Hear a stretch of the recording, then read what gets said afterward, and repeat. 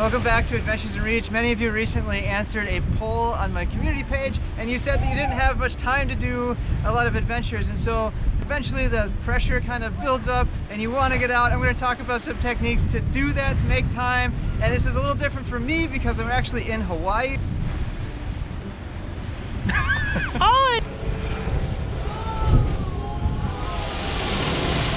Part of my identity has long been extended adventure trips.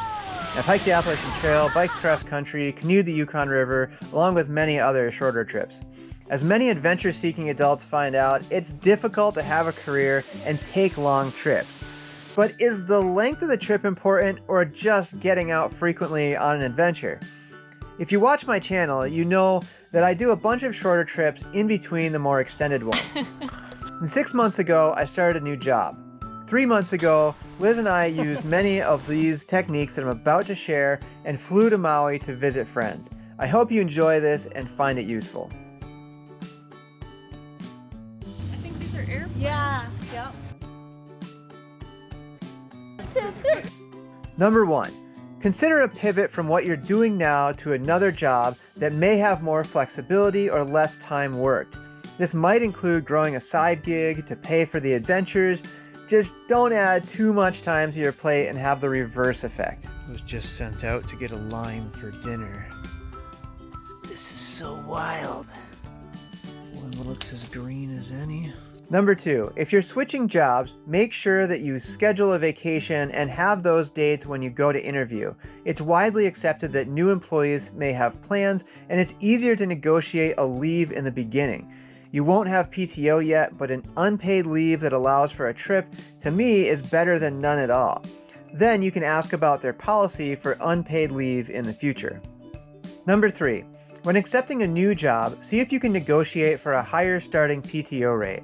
You may have to compromise on the pay, but it just depends what your needs and priorities are. Number 4, see if you're allowed to flex hours so you can take off days without using PTO or losing money from that week.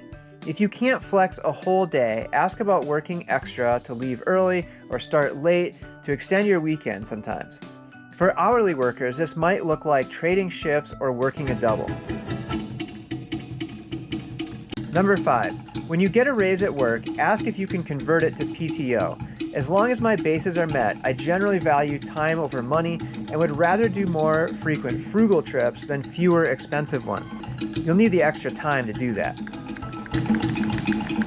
One of the best Maui experiences is the outdoor shower. Right here, changing room, and then you've got your shower, and you get to shower under a banana tree. And the clouds or stars. It's awesome. It's the way to go if you're showering in Maui. Plus you have a paddleboard standing there beside you. Heading to the Big Island to see some volcanoes. Number 6. See if you can trade days and work a holiday instead. This gives you a good bargaining chip, and it might allow you to link together a few more days on your preferred weekend. They actually set up camp for us. It's been raining, and there's a tent with no fly. And it's completely wet. Number 7, ask about work from home options. Even 1 day per week would save a chunk of time from driving, getting ready, unpacking, all of that goes with commuting and being at a place of work. Number 8, try to find a carpool partner, then plan out things you can do while riding. You could pay bills, answer emails, or even be doing some work and enabling yourself to leave the office earlier. I don't personally carpool or drive in a populated area, but I do use a headset to make many of my calls in the car. Look at the roots on this crazy tree. Number 9, make your daily tasks at home more efficient. Make a list, plan your routine, or even group things together so you're not walking back and forth as much.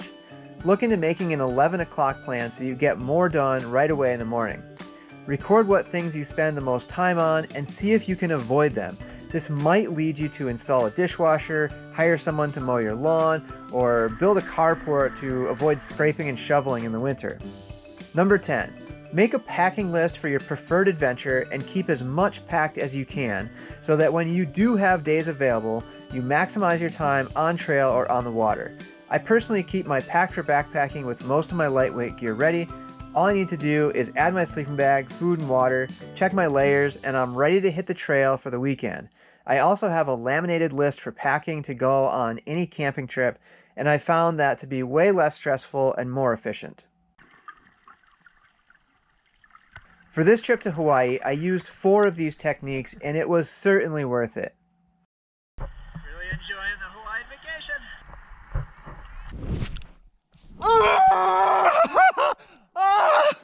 I'm back in Minnesota! If you're interested in other adventures that could be in your reach, both this Sunfish sailing playlist on the left and this knots and rappelling playlist on the right are popular. I hope this was helpful, that you consider subscribing, and that I see you on the next video. Thanks for watching.